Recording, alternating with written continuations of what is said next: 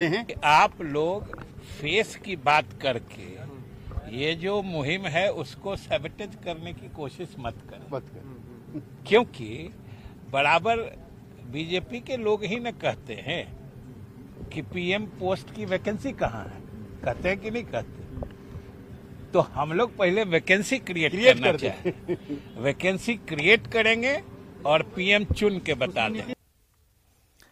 शेखपुरा में जमुई सांसद चिराग पासवान ने विपक्ष को एकजुट करने की मुहिम में जुटे बिहार के सीएम नीतीश कुमार पर जमकर हमला बोला। चिराग पासवान ने कहा कि नीतीश कुमार को बिहार की जनता की कोई फिक्र नहीं, वे सिर्फ खुद को प्रधानमंत्री पद का दावेदार बनाए जाने में के प्रयास में हैं। जो मुख्यमंत्री में इतनी भी संवेदना नहीं है कि बिहार में जहां एक के बाद एक सांप्रदायिक दंगे हो रहे हैं वहां पर वो जाएं, पर उस मुख्यमंत्री के पास इतनी फुर्सत है कि दिल्ली दरबार में अलग अलग दरवाज़ों पे जाकर वो हाजिरी लगा रहे हैं, अपनी अर्जी पेश कर रहे हैं कि कैसे उनको नेता बना दिया जाए विपक्ष की तरफ से, कैसे उनको आने वाले दिनों में प्रधानमंत्री पद का दावेदार बना दिया जाए। दर्शाता है कि मुख्यमंत्री की अब प्राथमिकता में कम से कम बिहार तो नहीं है। बिहार में लोग जिएं या मरें, मुख्यमंत्री को अब इससे फ़र्क नहीं पड़ता। उनके लिए सिर्फ अब एक ही लक्ष्य है कि कैसे वो प्रधानमंत्री पद के दावेदार बनकर मौजूदा प्रधानमंत्री के सामने अपनी दावेदारी। बिहार के पूर्व डिप्टी सीएम और बीजेपी सांसद सुशील मोदी ने सीएम नीतीश कुमार पर तीखा हमला बोला। सुशील मोदी ने कहा कि नीतीश कुमार से घर संभल नहीं रहा, देश संभालने चले हैं। बिहार में 3 उपचुनाव हुए जिसमें 7 दल मिलकर चुनाव लड़े, फिर भी बीजेपी ने गोपालगंज और कोढ़नी में महागठबंधन को हरा दिया। नीतीश जी से घर तो संभल नहीं रहा है और देश संभालने चले हैं। बिहार में 3 बाई इलेक्शन हुआ, 7 दल मिलकर चुनाव लड़ रहे थे। हमने गोपालगंज में भी उनको हराया और कुर्नी में भी उनको हराया और मोकामा की सीट में भी 64,000 वोट भारतीय जनता पार्टी लाने में सफलता प्राप्त की जो है। तो जो लोग अपने राज्य के अंदर बीजेपी का मुकाबला नहीं कर पा रहे हैं वो देश में क्या मुकाबला करेंगे। और वहीं सुशील मोदी ने विपक्षी एकता के दावे पर जमकर निशाना साधा और कहा कि सारे भ्रष्टाचारी लोग एक साथ हो रहे हैं। ये लड़ाई ईमानदार बनाम भ्रष्टाचार की है। एक ओर ईमानदार नेता नरेंद्र मोदी हैं, दूसरी ओर भ्रष्टाचार से घिरे हुए नेता एकजुट हो रहे हैं। भ्रष्टाचार के आरोपी हैं उनको एकजुट करने का प्रयास है। सीबीआई ईडी की जो कार्रवाई हो रही है उससे डरे हुए लोग हैं और ये सारे भ्रष्टाचारी लोग एकजुट हो रहे हैं नरेंद्र मोदी का मुकाबला करने के लिए। ये जितने भ्रष्ट आचरण में लिप्त लोग हैं जिन पर भ्रष्टाचार के गंभीर आरोप हैं वो लोग एकजुट होने का प्रयास कर रहे हैं। ये लड़ाई ईमानदार बनाम भ्रष्टाचार की लड़ाई है। एक तरफ नरेंद्र मोदी जैसा ईमानदार व्यक्ति और दूसरी ओर भ्रष्टाचार के आरोप में घिरे हुए जो विपक्ष के नेता वो एक हो रहे हैं। बीजेपी विधायक हरिभूषण ठाकुर बचौल ने विपक्षी एकता पर तंज कसा है। दिल्ली में अरविंद केजरीवाल और राहुल गांधी से सीएम नीतीश की मुलाकात पर बचौल ने चुटकी लेते हुए कहा कि नीतीश अब पिछलग्गू नेता बन गए हैं, वो कोई महागठबंधन बना लें, उस महागठबंधन की भयानक दुर्गति होने वाली है क्योंकि सीएम नीतीश की बातों का अब कोई मोल नहीं रह गया।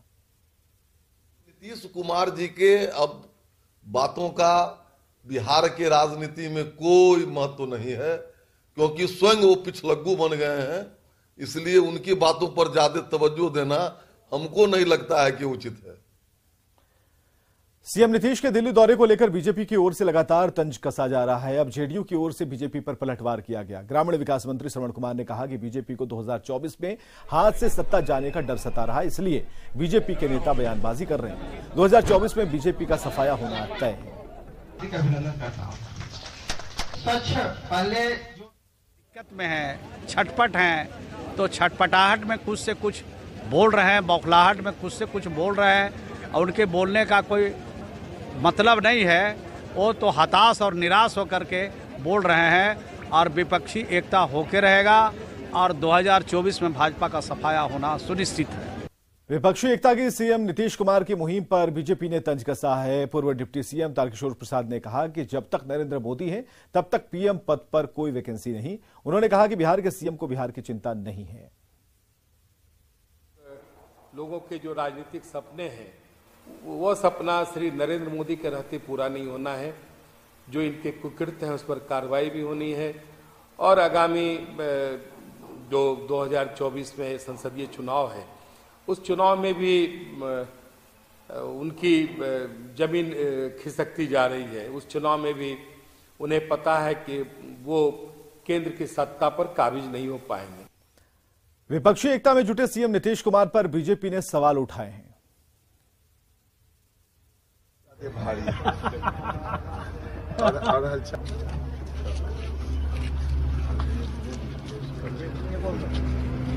सारे के सारे विपक्षी दल प्रधानमंत्री के उम्मीदवार हैं और नीतीश बाबू तो कौन कहे रात के स्वप्न से लेकर के दिन को भी बरबराते रहते हैं। प्रधानमंत्री का स्वप्न आते रहता है और राजनीतिक दुर्गति अभी नीतीश बाबू की होनी बाकी है। किसी व्यक्ति ने एक फोटो लगाया है और कहा है कि खड़गे अगला बार राष्ट्रपति बनना चाहते हैं। उसके बाद राहुल गांधी प्रधानमंत्री बनना चाहते हैं, नीतीश कुमार जी प्रधानमंत्री बनना चाहते हैं, उसके बाद तेजस्वी यादव सीएम बनना चाहते हैं। तो ये इच्छाओं को यदि कोई सब लोगों की इच्छा है कि हम प्रधानमंत्री ही बने तो नीतीश कुमार जी जोड़ेंगे किसको? नीतीश कुमार के यूपीए कन्वीनर बनाए जाने की बात पर आरजेडी विधायक सुधाकर सिंह ने कहा कि मुझे पता है कल तक यूपीए की कन्वीनर सोनिया गांधी जी हैं और अभी तक ऐसी कोई बैठक नहीं हुई है। यूपीए कोई नया कन्वीनर बनाता है तो उसका स्वागत है। अगर नीतीश कुमार को संयोजक बनाया जाता है तो बिहार को थोड़ा फायदा होगा। वो यूपीए के जो कन्वीनर हैं सोनिया गांधी हैं अभी तक, और यूपीए की कोई बैठक अभी नहीं हुई है जिससे ये संकेत मिले कि कोई दूसरा कन्वीनर बनने जा रहा है। अगर यूपीए कोई कन्वीनर तय करता है नया, उसके लिए भी स्वागत है, क्योंकि राष्ट्रीय स्तर के मसले तो राष्ट्रीय स्तर पर ही सुलझाए जाएंगे।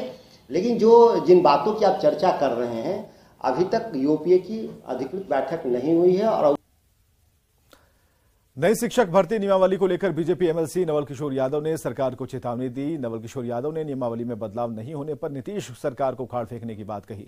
बीजेपी एमएलसी ने अभ्यर्थियों और नियोजित शिक्षकों को समर्थन देते हुए कहा कि अब सड़क से सदन तक आंदोलन होगा।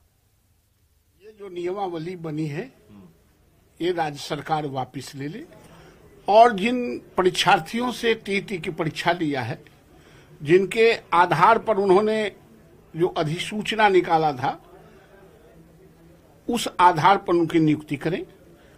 और जब आगे से उनको परीक्षा लेना हो तो बिहार पब्लिक सर्विस कमीशन नहीं, यूपीएससी से परीक्षा ले, कोई उनको रोक नहीं रहा है।